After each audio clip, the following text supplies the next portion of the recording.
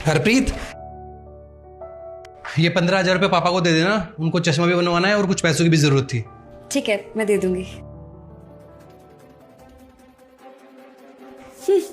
ये बुढ़ा क्या करेगा पैसों का? अरे पैसों की जरूरत तो मुझे है, 2 वक्त की रोटी मिल तो रही है, काफी नहीं है क्या?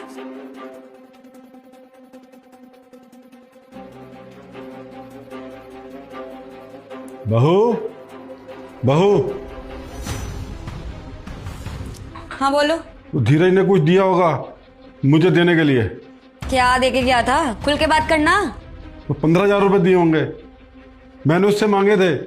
उसने मुझसे कहा कि हरप्रीत से ले लेना। कोई पैसे नहीं देके गए वो। मुझे पता था तू पैसे मुझे नहीं देगी। मैंने तो धीरज से पहले ही बोला था, बेटा पैसे मुझे दे दियो। कह दिया ना कि 1 भी रुपया नहीं देके गए वो। और तेरा ध्यान क्या हमारी बातों पे रहता है बुड्ढे?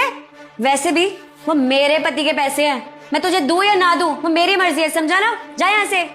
बेटा मेरा चश्मा बनवाना बहुत जरूरी है, मेरी नज़र कमजोर हो गई है, थोड़ा समझने की कोशिश कर बेटा। अच्छा, अब तू धमकी दे रहा है? भूल मत, तू इस घर में रह रहा है ना, वो भी मेरी वजह से। और अगर इस घर में रहना है तो अपनी जुबान है ना जो, ये कम चलाया कर।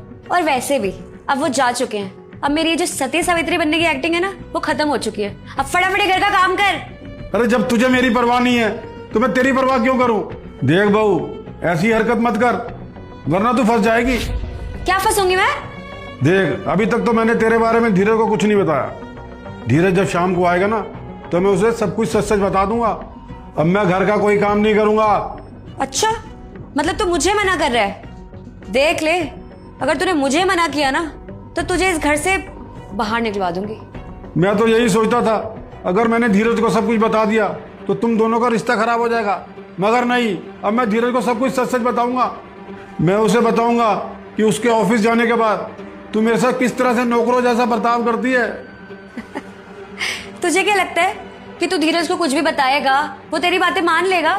वो मेरा पति है, वो मेरी बात सुनेगा, समझा ना? मैं सिर्फ अपने पापा की सुनूंगा।